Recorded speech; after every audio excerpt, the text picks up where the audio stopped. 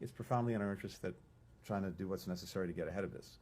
At the same time, it's also very important for all countries, including China, to focus on people getting vaccinated, making testing and treatment available, and, importantly, sharing information with the world about what they're experiencing. Again, because it has implications not just for China, but for the entire world.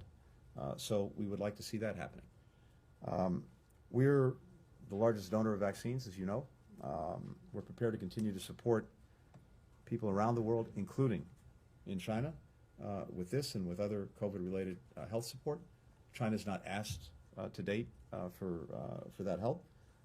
But again, we're fully prepared to provide assistance to anyone who asks for it if they think it's useful. All right.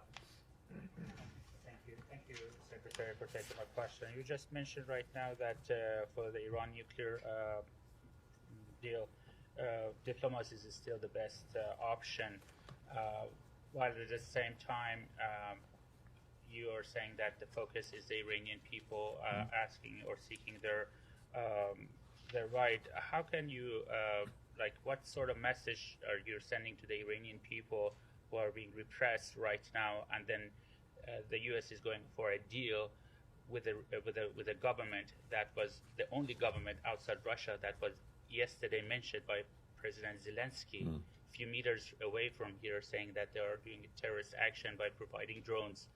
How can you add this up for the people of Iran?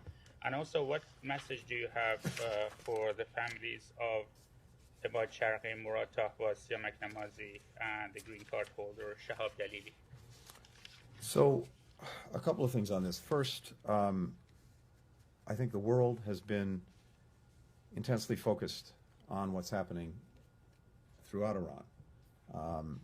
We remain gravely concerned about Iranian authorities firing on peaceful protesters, notably on women, on children.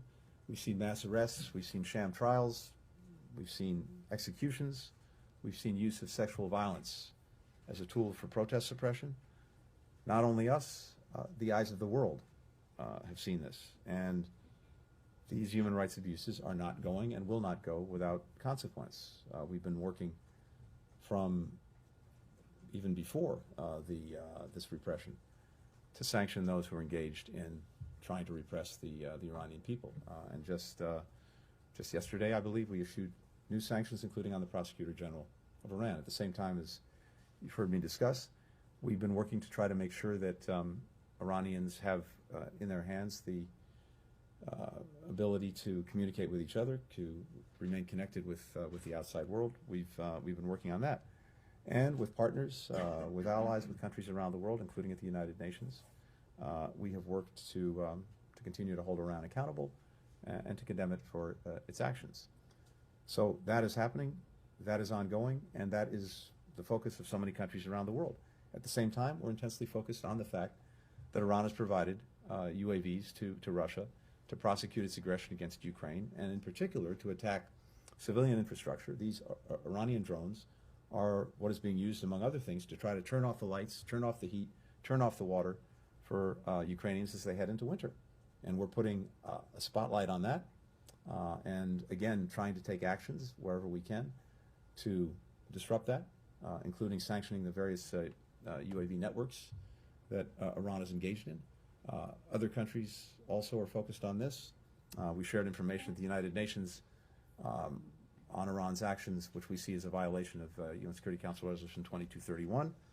We think it's a clear violation, and we're urging an investigation of that. So on all of these fronts, as well as the many other areas where Iran was engaging in destabilizing activities, dangerous activities, support for terrorist groups, destabilizing actions throughout the region, we've been focused and engaged. That also does not take away from the proposition that it is profoundly in our interest that Iran not acquire a nuclear weapon.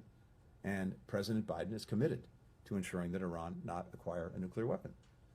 We've continued to believe that the most effective way, the most durable way to do that was through diplomacy. And when the JCPOA, the Iran nuclear deal,